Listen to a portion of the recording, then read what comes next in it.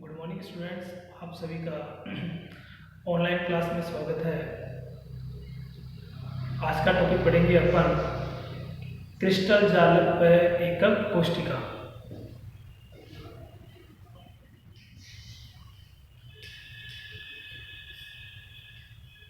Crystal जालक पर एकक कोष्टिका।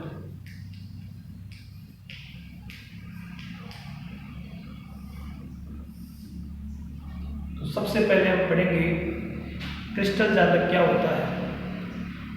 जितने भी क्रिस्टलीय ठोस होते हैं उन क्रिस्टलीय ठोसों के अवयवी कणों की जो त्रिविमीय व्यवस्था होती है, उन अवयवी कणों की त्रिविमीय व्यवस्था को ही हम क्रिस्टल जालक कहते हैं। तो क्रिस्टलीय ठोसों में अवयवी कणों की त्रिविमीय व्यवस्था क्रिस्टल जालक के नाम से जानी जाती है। तो यहाँ लिख सकते हैं क्रिस्टल जालक की परिभाषा, अवयवी कणों की त्रिविमीय व्यवस्था। तो अवयवी कणों की त्रिविमीय व्यवस्था को ही क्रिस्टल जालक कहते हैं। अब इसके बाद में एक आती है एकक कोष्टिका। एकक कोष्टिका को ही मात्रक कोष्टिका भी कहते हैं। तो एकक कोष्टिका, जिसको मात्रक कोष्टिका कहते हैं। एकक कोष्टिका या मात्रक कोष्टिका, जिसे यूनिट सेल के नाम से जाना जाता है, इसको यूनिट सेल भी कहते हैं। तो किसी भी क्रिस्टल जालक, जो क्रिस्टल जालक होता है,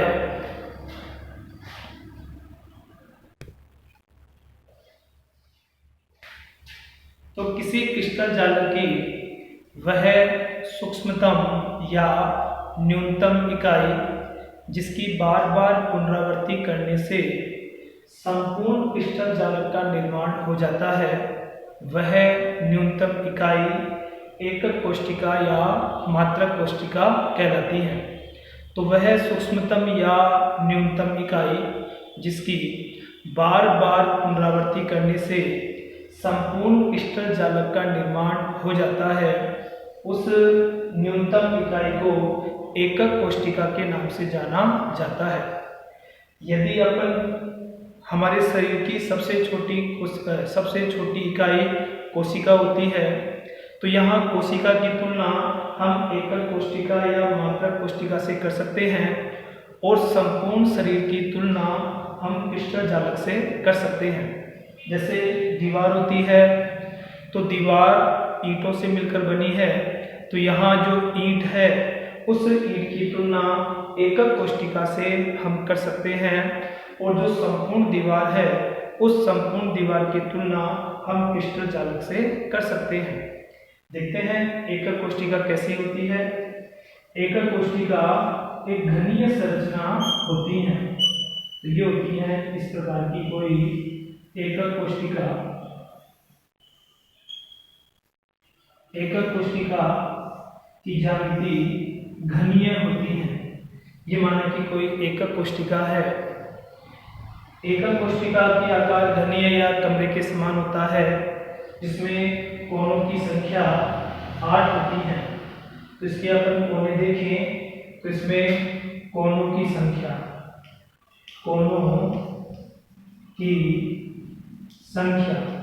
किसी एकक कोष्टिका या मात्रक कोष्टिका में कोनों की संख्या 8 होती है। इसके बाद में फलक या दीवार देखें तो इसमें देखें आप फलक या दीवार 1, 2, 3, 4, सामने वाली फलक, पीछे वाली फलक। तो यहाँ फलकों की संख्या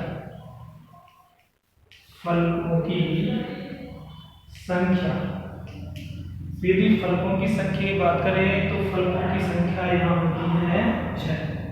तो फलकों की संख्या 6 होती है। इसके बाद हम बात करते हैं कोर या भुजाओं की संख्या।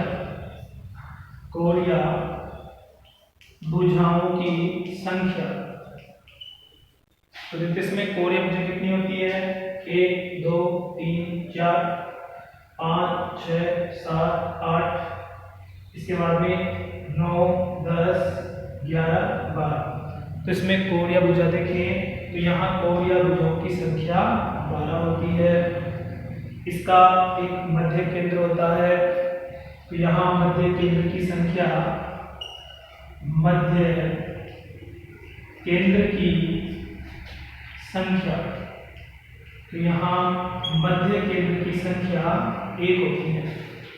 कोणों की संख्या 8 हो जाती है, फलकों की संख्या 6 होती है, कोणीय भुजाओं की संख्या होती है 12, मध्य केंद्र की संख्या यहाँ होती है 1।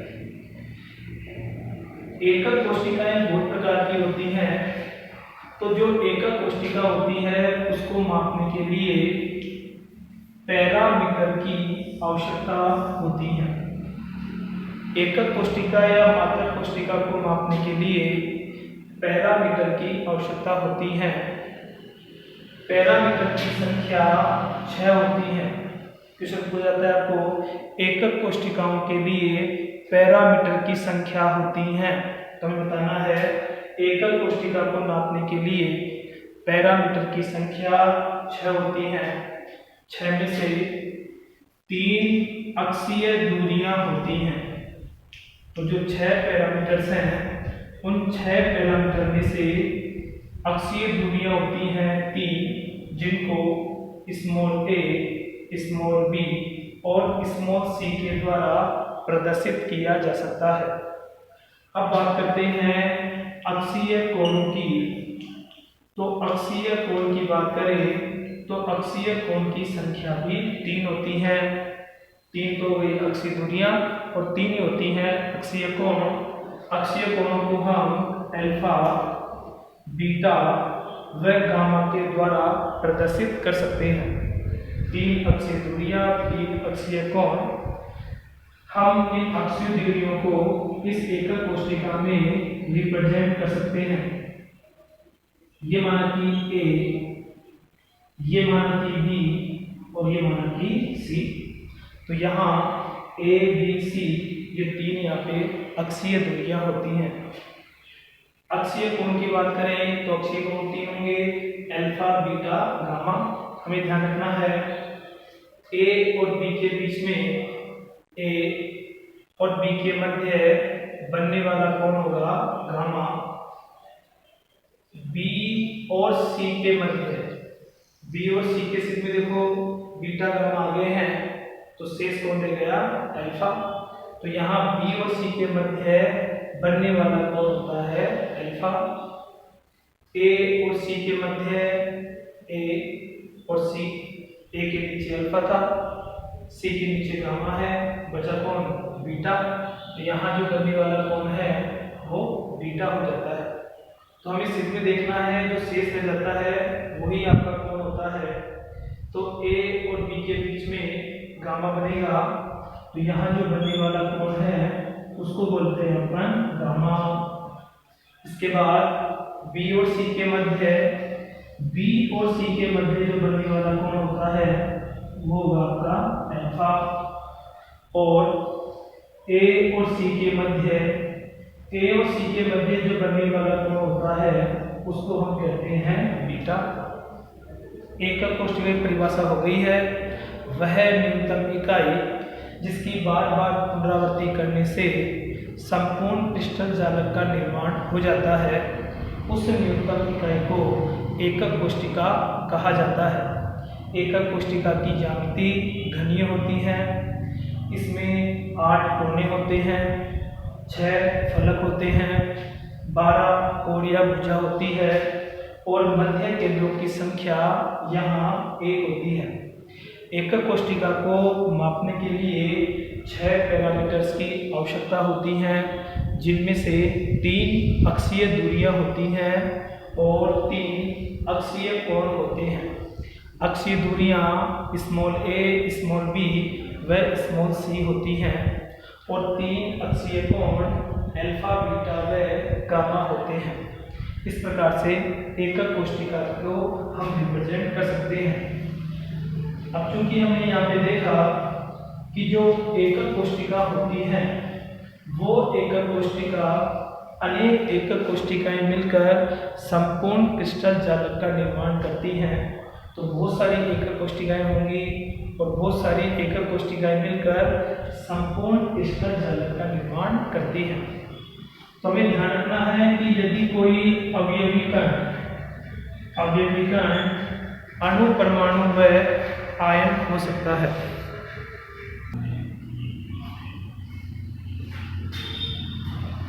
तो यदि कोई अवयवी कण एकक कोशिका के कोण पर उपस्थित हो,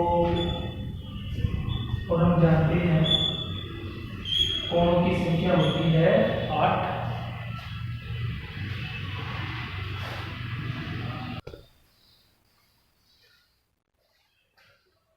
यदि कोई अवयवी कण कोणों पर उपस्थित हो तो एक एकक कोशिका में प्रति एकक कोशिका में उस अवयवी कण का 1/8वां हिस्सा माना जाता है। इसका मतलब ये समझे कि एकक कोशिकाएं बहुत पास पास होंगी, संपूर्ण क्रिस्टल जालक का निर्माण करेंगी। तो यदि कोई एक अवयवी कण कोणों पर उपस्थित है तो कोने वाला जो अवयवी कण है वो 8 एकक कोशिकाओं के स्पर्श में रहता है। तो प्रति एकक कोशिका में उस अवयवी कण का 1/8वां हिस्सा माना जाता है।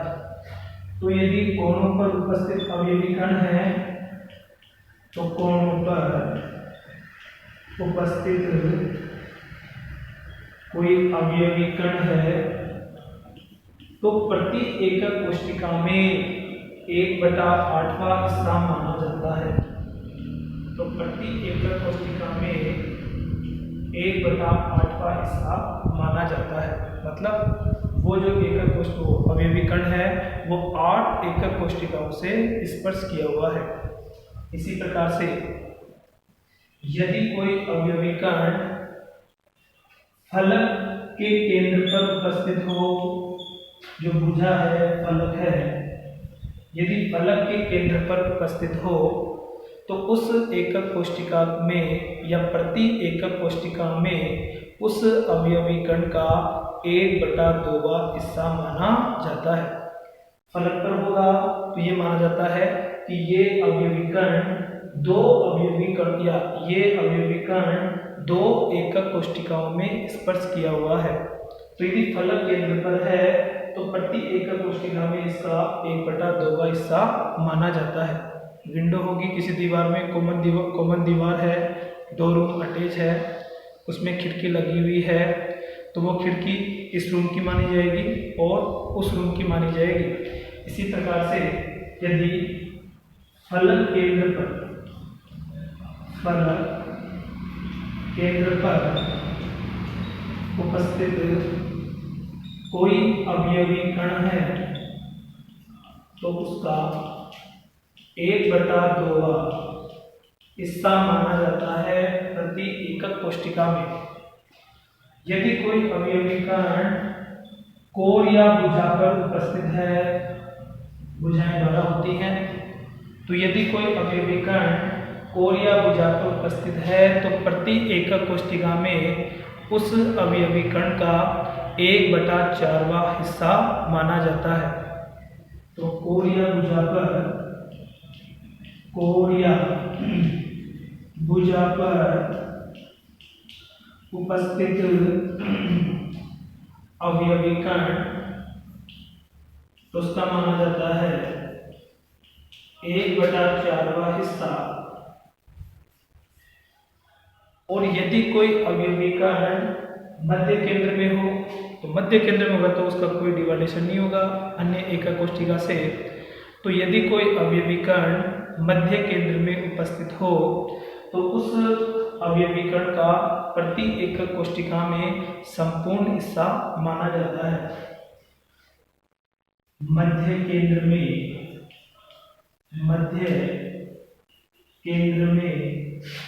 पर उपस्थित अवयवी कण हो